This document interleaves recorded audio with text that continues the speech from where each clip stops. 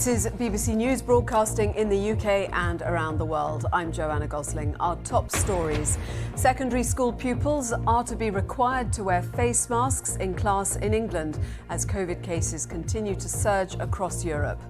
Fears a quarter of UK public sector workers could be off due to COVID, as firms are warned to make contingency plans. France will cut the COVID self-isolation period from 10 to 7 days in a bid to ease staff pressures.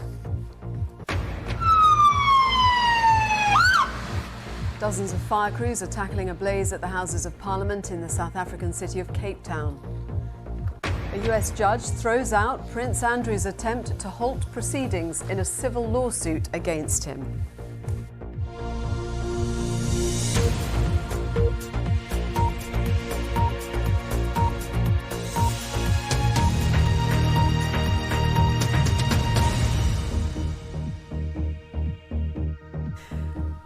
Hello, welcome to BBC News. Face masks are to be worn in secondary school classrooms in England to reduce the spread of the Omicron variant. Until now, England was the only one of the 4 UK nations where face masks were not recommended for pupils in class.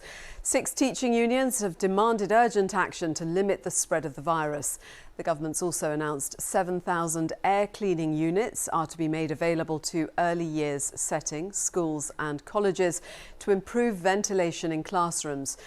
There's concern that rising cases will continue to impact on staffing across vital services. Public sector leaders have been asked to prepare for worst-case scenarios of up to 25% staff absence rates. In Europe, France has cut its self-isolation period. Fully vaccinated people who test positive will only have to isolate for 7 days, regardless of the coronavirus variant they're infected with, and they can leave quarantine after 5 days if they show a negative PCR test. Across Europe, police have broken up small anti-lockdown protests as well as illegal gatherings.